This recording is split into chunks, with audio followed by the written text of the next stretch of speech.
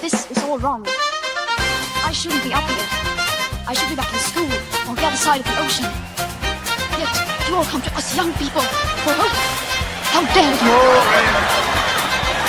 Boring. Boring. Boring. Boring. You gotta work. Don't tell us what we're gonna feel. We're trying to solve a problem. Don't tell us what we're gonna feel. I'm not telling you. Because you're in no position to dictate that. That's exactly what you're doing. You're in no position to dictate what we're gonna feel.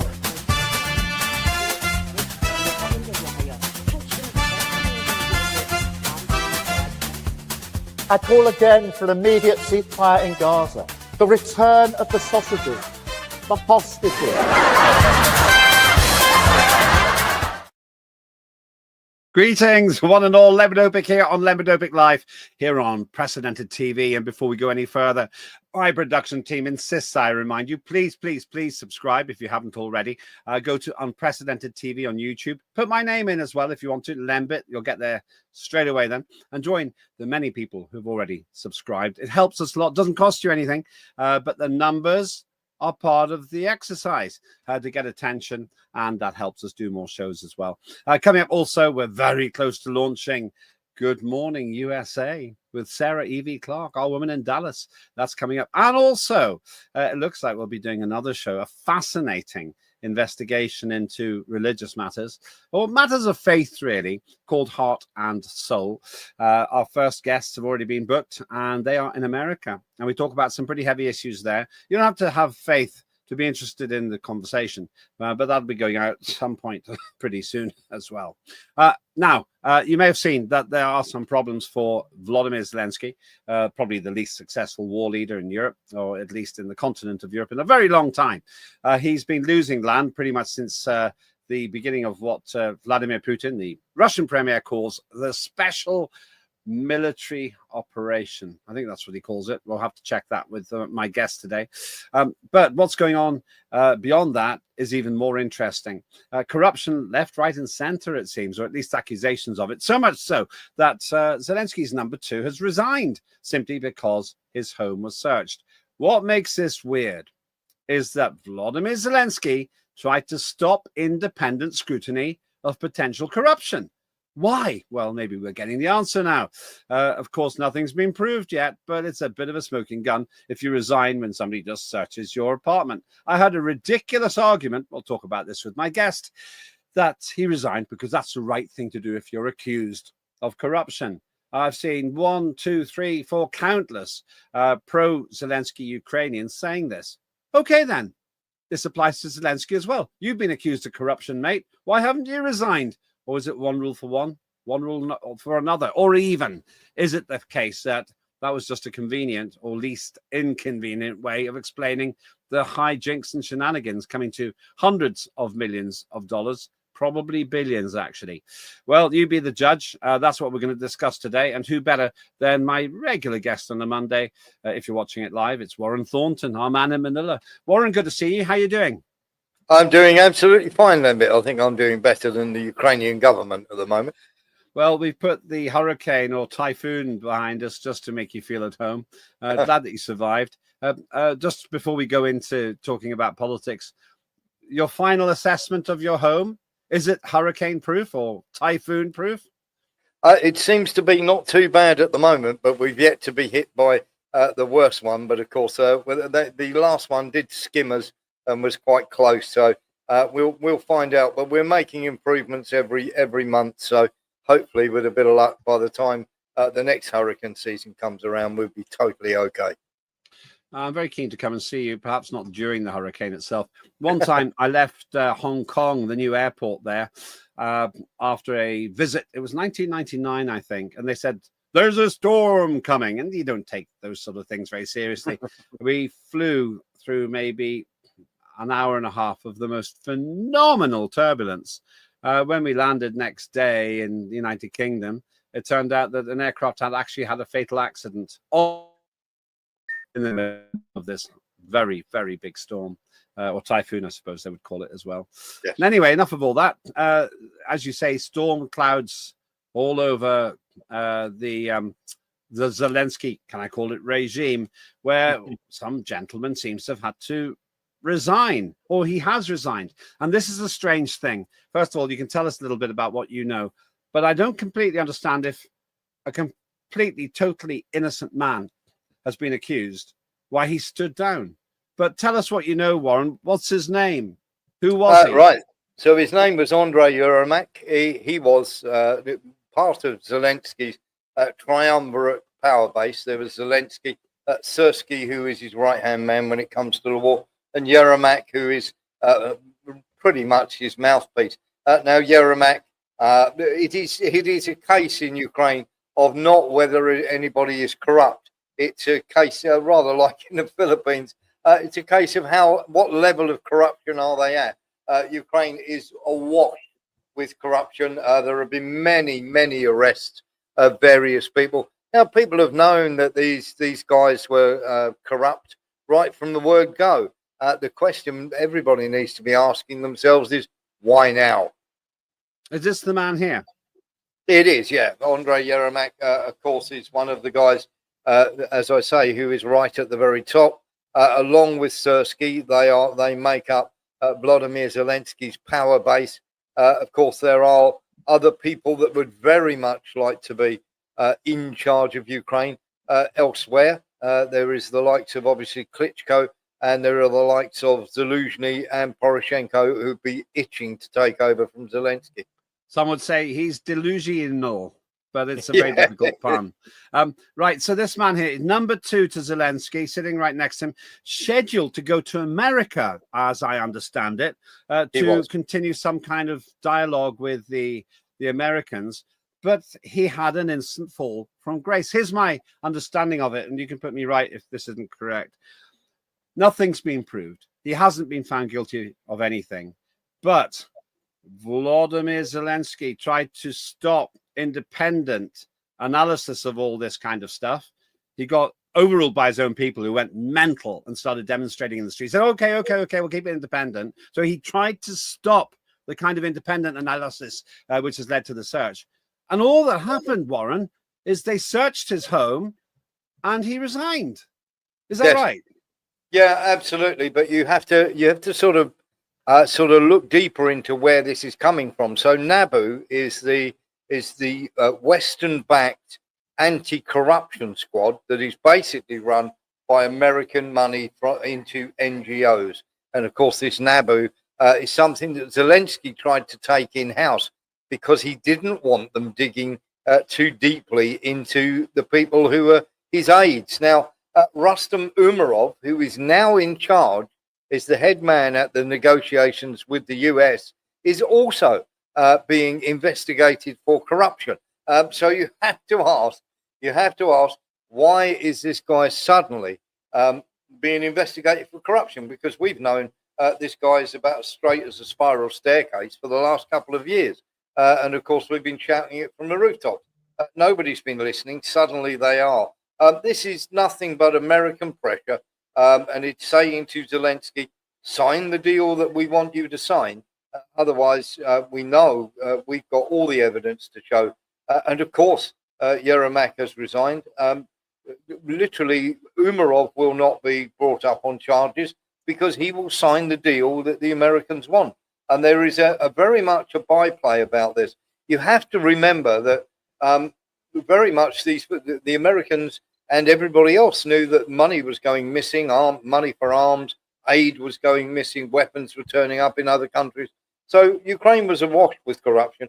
But when you're trying to sort of decide where that money goes, instead of the normal laundrette not going to the proper people, then of course the shall we say, they take a very dim view of it, and suddenly you find yourself under investigation yourself. Well, this is the thing. I asked the team to look into examples of corruption stories, and they didn't have to look for long. Ukraine Security Service arrests 5 people accused of $40 million arms fraud. A slightly older story. 2 Ministry of Defense officials among those arrested over contract for mortar shells that never arrived. Now, that's a slightly older story. And then you've got another one with even bigger figures. There it is. Ukraine, $11 billion allegedly stolen in colossal 3-year tax fraud. Ihor Bilus, the country's top tax official, claims that his predecessor took part in a massive tax fraud scheme. This is like there's $11 million stolen from the country's budget. There are so many stories. We could put 30 stories up here. This does indicate, circumstantially at least, okay, it's circumstantial, that Ukraine is just a rotten state. Yes, it always has been. And of course, one always has to look at a few things when you're dealing with, shall we say, people that are put into power by other countries, especially the Americans or someone else, the European Union. Always have a look. One, follow the money and you'll find out who's behind, or the power behind the throne, if you like. And the second one is always look for the timing. Why did this suddenly happen? Why is there this big investigation into Zelensky's inner circle? When we've known, and everybody else have known, if we've known about it, certainly the State Department of America and many others in the EU would have known about the sort of washing machine, or the shall we say, just the entire river of dirty money that has flown through, has been flying through Ukraine for the last 2.5, 3 years, and possibly even before that. Ukraine was always corrupt, Lembit. It was just never, there was never so much money involved in it beforehand. Yeah, but the thing is, it's not like these are new stories. This is the thing. These are fairly old stories. This one's a familiar one, for example, and well, it's familiar if you follow it closely. And literally, the whole of the system is littered. The whole of the news reportage is littered with these stories. Though somehow they don't seem to keep in the front line. They don't gain traction. They don't stay there. They're somehow sort of brushed under the carpet, I think I would say. And so you're saying the story so far here, you're saying that what's actually happening is here, America has protected the scandalous behavior, but now it's gone wrong. Yeah, absolutely. I mean, what you have to remember is there's not only a river of dirty money, but there's also a river of dirty weapons that have flown, shall we say, through Ukraine. I mean, we've shown pictures of cargo planes from Israel arriving in Ukraine. We've shown Ukrainian weapons turning up in various other countries, including in Syria and everything else. So there is a lot of, backwards and forwards. Shall we say, the arms dealing world is a very, very murky world indeed. And everybody gets their little bit. The bank, the arms dealers, and of course, the corrupt politicians on either side of these deals are always making something. If it's not money from the arms dealers, it's normally going into their campaign funds to get elected the next time. Yeah. Okay, so question here. We'll have to go to a break in a minute, but there's a lot of argument that this sort of thing means. I'll put it bluntly: if there's so much fraud going on, it looks like a lot of these people aren't really that interested in the war. They're interested in their greed. Yeah, absolutely. Well, what you have to remember is almost every member of Parliament's children are in another country and doing very well, thank you very much, attending very prestigious universities. And many of these politicians, even at a local level, are driving around in cars that their salary just can't buy. Yeah. All right. So in terms of the part one of our show, I suppose, let me ask you this. Does this mean that they are desperately compromised now? They're going to have to take what they're given by the United States? Yes, absolutely, because the United States holds the whip hand here. If you fancy going to jail for 20 years, just keep saying no to us. And of course, Umarov is desperately compromised on many levels that we know of, Lembit. And of course, he's going to be far more malleable, or what is the word they used on Yes Minister? Professionally guided in terms of signing what he's going to sign and what he's not going to sign. And okay, once again, this is very current in the sense that even by the time people will watch this in the archive, some of this may have developed. But there's a delegation in the States. Is it weakened by the absence of Zelensky's number two? No, absolutely not, because what America want, America will get from the Ukrainians, and then they're going to take that to the Russians. But there's a bit of a problem because the 28-point peace plan is now been hijacked, and of course, Witkoff was the original author of that. That's then been taken to the Ukrainians. Now, just take this for a second before you go to the break, Lembit. Is America took this 28-point peace plan to the losers first to see if they would agree with it. Who on earth ever does that when they're negotiating the end of a war? Okay, that's interesting, and that's a good place for us to have a brief break. You're watching me, Lembit Öpik, here on Unprecedented TV, Lembit Öpik Live, as we're talking to Warren Thornton about, well, the difficulties facing Vladimir Zelensky, who seems to be beset with corruption right, left, and center all around him. We'll talk about that. Maybe it's the hurricane that he didn't want. Somebody else who uncovers corruption and trouble is Claire Dyer with Dire Consequences. She's absolute trooper, absolutely brilliant. She did us proud recently at an award ceremony where she was flying the flag for Unprecedented TV. This is a program you got to watch.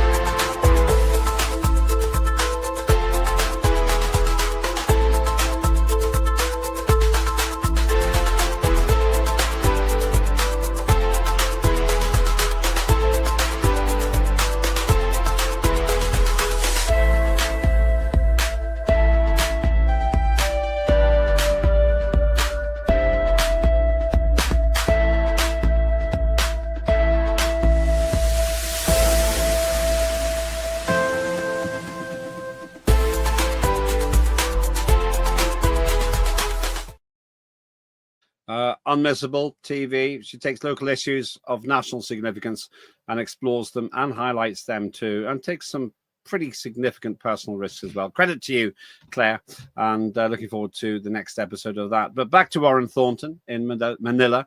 Now, we were talking about Volodymyr Zelensky's problems. I want to think a bit more about the corruption of it. He always seems to be making excuses, and he's always making these speeches about how angry he is and how he's going to fix it and everything else. But the stupidest thing I've heard is that his representatives have said, oh, the fact that we've highlighted corruption shows we're not corrupt, unlike Russia. I mean, it's a crazy argument. Oh, yeah, we've highlighted or we've exposed this massive corruption because we're not corrupt. I can't think of a worse justification.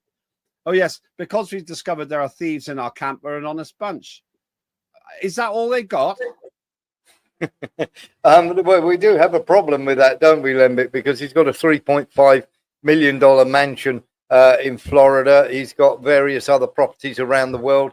He's the person that he basically looked after his finances, Mindich, is now hiding in Israel, and he's not coming back anytime soon. And of course, the other problem that we have with this, of course, his wife managed to take herself off to various places, shall we say, to get. She has detoxes in very pricey hotels, and of course, she has a handbag that is worth £4,500, just a handbag alone. And of course, most of her outfits are pretty pricey too. So whatever they're doing, the pay is good.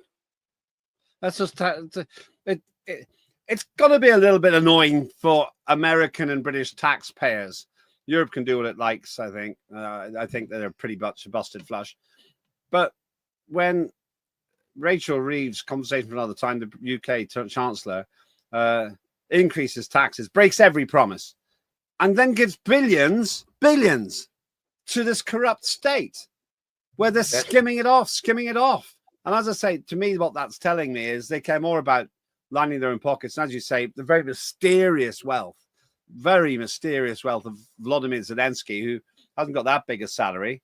Yet his people, Ukrainians that his people have sent to the front line are dying in droves. Yeah, I mean, what you have to remember, it's corrupt all the way through.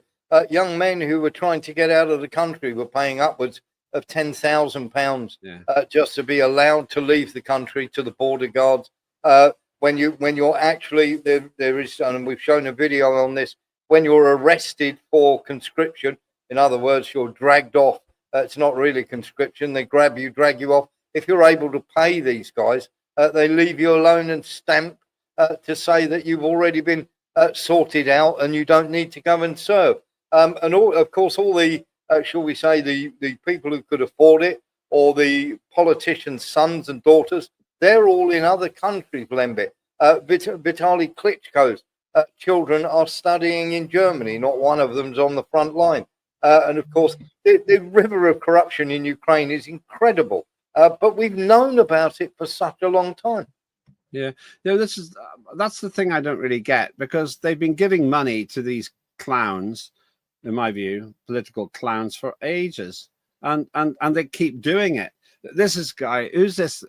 Timur Mindy. He was Kvartal 95. He was he's part and parcel of put together a portfolio of properties and various other things for Vladimir Zelensky. And then, of course, he resigned from that position. But when a guy flies off to Israel, it's strange how they all seem to have Israeli passports. They fly off to Israel and then they don't come back. That should tell you everything you need to know. And you can bet your bottom dollar that Mindich is still working in some capacity with Zelensky's finances while he is abroad. So the question I've got for you is, right, Zelensky knew this guy Mindich. Zelensky knew the other guy who's just resigned. Zelensky knew all of these people were appointed them. The one common denominator is Vladimir Zelensky. Now, add to that the fact that his own people are saying, oh, it's really good that people here resign when they're merely accused of corruption. Shows how honest we are. Why hasn't Vladimir Zelensky resigned? Because he himself has been accused of corruption. Yeah, absolutely. Well, he can't do anything, because at the end of the day, he's got two choices. He either goes with America on what they want, and they have to offer him asylum somewhere, because the people in his own party, if he gives up that land, should we say, we'll call them neo-nationalists to be the nicest way to describe them, but they don't want to give up any land at all. And in fact, on at least 2 or 3 occasions, the Azov battalions, who are the neo-nationalists, have turned around and said that they would kill Zelensky if he did so. So it is one of those where Zelensky, if he's smart, he's negotiating literally an amnesty, if you like, from America, so he can't be touched. And then he's off to live in exile, either, I would imagine, in America or the south of France. He's not outlived his usefulness yet, though. When he has done, then they'll get rid of him. But certainly the writing is on the wall, and the shot across the bows is America basically starting to peel away his inner circle, as it were. Yeah, well, there's an awful lot. It's another one. Ukraine's corruption scandal is a disaster for Zelensky. Putin will love it. But once again, there's an overtly anti-Russian bias and everything. It is bias. It's bias because they still fool themselves in the mainstream media by suggesting that maybe Ukraine can win. I think in your show, which will be broadcasting, you actually highlight the fact that there's some preposterous claim that Zelensky could still win this, could turn it around. Here's Zelensky's lost his chief of staff amid a $100 million actually corruption scandal that the Kremlin will exploit. This is a disaster to Kiev, but also a sign that its systems work. Oh, come on. The system doesn't work. It's not that its systems work. It's just absolutely because he is so banged to rights. If this is a guy who is, shall we say, perfectly okay, you turn around and it's a sort of Oscar Wilde, isn't it? Publish and be damned, investigate and be damned. But here's the thing. He then made a bizarre tweet saying that or a bizarre statement saying that he was off to the front line. There's no doubt if this guy's going to willing to go and fight on the front line when he wouldn't be seen anywhere near it beforehand, that tells you something that this guy is banged to rights. The Americans and NABU or the organization NABU would not have made these claims if they weren't absolutely certain. Now, they've got him, they've got Zelensky, they've got Umarov, they've got everyone banged to rights exactly where they want them, and they will play ball. Otherwise, we throw you under the bus, and that's exactly what we've seen.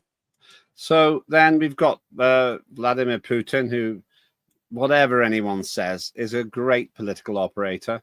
He will make hay out of this, because why wouldn't you? I mean, I'm saying the same as he is, that actually there's corruption going on, and only a complete idiot would think that there is no corruption in Ukraine. I can't believe anyone believes that.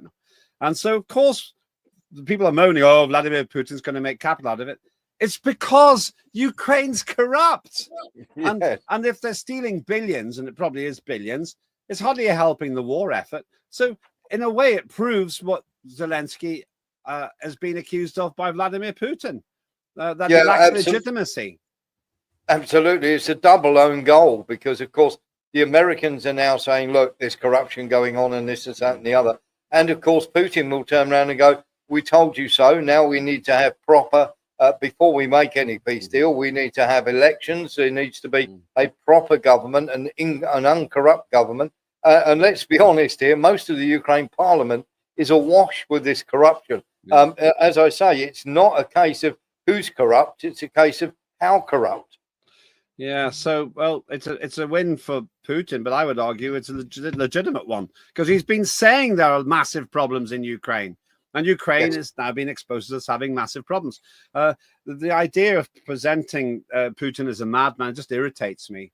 It just irritates me, because it's children, fourth division children, who keep in politics, who keep accusing him of corruption and so forth, and it just doesn't really accord with the reality. That's what I think. All right, so looking ahead, what's going to happen next here, Warren? So what's going to happen now is the Americans are going to push very, very hard on getting Ukraine to make concessions, and America are then going to take that plan to Moscow on Tuesday. There needs to be, and Moscow are in no hurry here. They're winning the war by a country mile. They can just take all the time in the world. They are not going to change their minds on anything whatsoever. We hear lots and lots of stuff about, oh, they're going to give up Zaporozhye, Zaporizhia and Kherson in return for Ukraine leaving the Donbass. That is utter nonsense. There is only really Kramatorsk and Slavyansk standing in their way in the Donbass. Russia are going to take that over in their own good time. So the Donbass will be theirs. They will not be giving up any land in Kherson or Zaporizhia whatsoever, any land that they have won. And also what we're going to get here is they're going to want demilitarization. They're going to want what they call denazification or denazification, whichever you like. And of course, they're going to be pushing very, very hard for more, shall we say, land and everything else, and for a buffer zone, and for a weakened military. Now, just to give you how delusional these people are, Rubio went across, who, let's face it, now he's taken over from Witkoff. He's got even less chance of succeeding. He has asked for Ukraine to have an army of 800,000, or that's what Ukraine have put forward, and Rubio's agreed to it. First of all, Ukraine cannot sustain an army of 800,000 men economically. They've got completely no chance. And what you have to remember is at the very start of the SMO, before that started... That's special military operation, yeah. Yes, special military operation. In February of 2022, Ukraine's armed forces was standing at around about 82,000, and Russia wanted to trim them to about 60. Well, this is the thing. It's just like I don't believe that, frankly, any size of army is going to work. They're riddled with corruption here.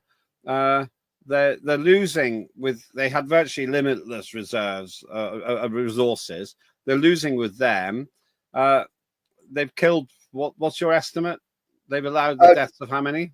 2 million dead, 750,000 injured, 300,000 that have deserted, and another 100,000 in captivity. Well, that's pretty bad.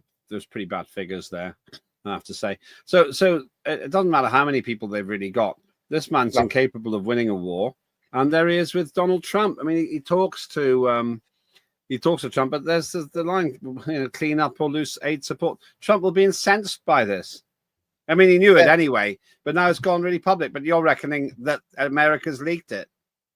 Yeah, well, Ukraine leaked the first original draft because they were so incensed with it, the 28-point plan. But of course, then as well, what you have is Trump and Witkoff trying to find some sort of deal where very much they're businessmen. So they're trying to get some sort of monetary deal which will be in favor to Russia. So they don't quite understand where the Russians are coming from here. And of course, Rubio and Susie Wiles and CIA director and Kellogg, of course, have tried to scupper the deal. And there's a nonsense out there saying that Kellogg gave up because it was his 360 days of being as a special envoy were up, but they don't finish till the end of January. So he was definitely pushed to one side. Yeah. And this relationship with Trump and Zelensky, that's not a good one, is it? No, it is Trump has got no time for Zelensky whatsoever. Zelensky is a puppet, but the problem that we have here is a bit like a method actor here, in that he's decided not to come out of the role that he's playing, and of course that's caused right, shall we say, he stayed in character, and that's causing a problem for the Americans. Yeah. So looking ahead, once again, if you're watching this live, then we'll find out more in the next few days. How long can Zelensky hold on? Just until... Zelensky can hold on until the Americans have exactly what they want out of him, and then they can have him replaced. He is not going yet, and the reason he's not going yet is they have to get the Russians to agree to the deal. If the Russians don't agree to it, Zelensky going is the sweetener they can use to sweeten the pot more. Okay, and in the meantime, he's just going to have headlines like this. Zelensky faces political perils, corruption scandal consumes top aid. And it's just, we all knew this was happening. We all knew it was happening. And now it's come home to roost because, well, frankly, Ukraine's just as corrupt as everyone said. And it seems to be feeding the entire arms industry, illegal arms industry around the world. I think if you want to know how well it's going, you just have to have a look at the Zoom meeting that they have with the European leaders. And there is literally a meme of somebody's taken a snapshot of the European leaders, and Maloney's like this, and and various other people are looking very, very glum as well. So the coalition of the clueless, when they're hearing Zelensky's report, are just like, oh my God, what's going on? And you can see Macron literally in a prayer gesture. You've got Maloney's got a chin resting on her cupped hand. And the guy from Albania has actually got his head in his hand. Well, here are the three amigos: Macron, Starmer, and Zelensky. This is an old picture, but these people have delivered absolutely nothing by way of helping their little buddy win there, but it cost us billions and helped to fuel the meat grinder, killing thousands a week. Yes, exactly that. And the problem that we have as well is when you look at Macron and Starmer, everybody has promised Ukraine the world and not delivered a thing. Not one single brigade or troop has turned up in Ukraine to help fight them. They can't though, because that would escalate the war, wouldn't it? NATO can't be seen to be in there. They have to send them in as pretend. I think this is what's happening. Pretend mercenaries. Yes. Yeah, exactly. That's what they do. But here's the thing, Lembit. When you turn around and say, you go and fight somebody 10 times your size, I'm right behind you. That doesn't mean 4,500 miles behind. Well, thank you as always. This doesn't really fill me with confidence that there's going to be a peace deal, because just actually one other area I want to cover very briefly. Russia's in no hurry here. They're winning militarily. It's obvious that the regime in Ukraine is imploding because it's been exposed one way or the other for corruption. That's putting people off sending money there, though I think that Starmer and people like that are so dumb they're going to carry on sending money. And Russia's actually getting what it wants in a messy way through war, but they're getting what they want. Why would they stop? They're not going to, Lembit. And there's something else that nobody is taking into account here. Everybody's been talking about Russian war crimes and everything else. First of all, the Ukrainians have killed 10 times more civilians than the Russians. And secondly, Russia want those people who have committed those war crimes brought to justice in Russia. And that is going to be one of the things that the Russians are going to be putting to the Americans when the Americans turn up at their doorstep in Moscow on Tuesday. Fascinating. Thank you so much, as always. Where can we get more Warren Thornton? Obviously, we play a replay of your show from the night before. But where can we get you live and raw? You can come and follow us at warrenthornton.com on Patreon. Just type in the name Warren Thornton, and you can come and join and have your say as well. That's and we're live Monday to Friday, 6 p.m. to 8 p.m. We also have a subscriber show where people can talk. And, of course, on Sunday night, 7 p.m. to 9 p.m., we're with the wonderful Lembit Öpik of Unprecedented. Well, thank you for saying that. It's always my pleasure to be there. I learn more from you than any other person in terms of the true stories in Ukraine. And let's face it, you make predictions and they turn out to be correct, even when I've been wrong. That is Warren Thornton, our man in Manila. Have your say as well. You can have a look at what's been said there. I think most importantly, we now need to recognize that Ukraine is mired in a corruption scandal or series of scandals of its own making. And I just don't understand why Western countries would be willing to send billions to a country which is stealing at least hundreds of millions and probably billions. And back to that central point, if you really put your country first, you don't put your bank first, stealing money which is meant to help you win a war. You have your say. Maybe you disagree. Maybe you think this is completely off beam. Maybe you have less faith in the peace talks even than we do. This war has to end eventually. All wars do, either through escalation or negotiation. Escalation is unthinkable in terms of the potential consequences. Therefore, let's hope for negotiation. And I've said it before and I'll say it again. The outcome is obvious. Ukraine will lose territory, status, and unfortunately lives until a peace is brokered. Russia will also lose lives, but in smaller numbers. It will gain territory and will get what it wants, either through peaceful negotiation or through continuing its fight. Either way, Ukraine cannot win. And when you see the level of corruption which apparently has been going on, though once again it's taking a long time to get to the facts with that, it's got to make reasonable taxpayers in the West ask, why are we giving this corrupt, this broken state, this regime so much money? And I'll leave you with this question. Who is the common denominator for all the people who are being accused? It's the man who appointed them, including the man who worked with a business partner who fled the country. It's Vladimir Zelensky. Oh, be interesting to see what goes on there. Or is he above reproach? And back to the point made by so many Ukrainian politicians, oh, it's great that this man resigned just because his house was searched, but that doesn't make him guilty. The accusation was enough to make him stand aside. Vladimir Zelensky, why don't you follow the precedent set by your number two? I'm Lembit Öpik. This is Lembit Öpik Live on Unprecedented TV. Have a good day.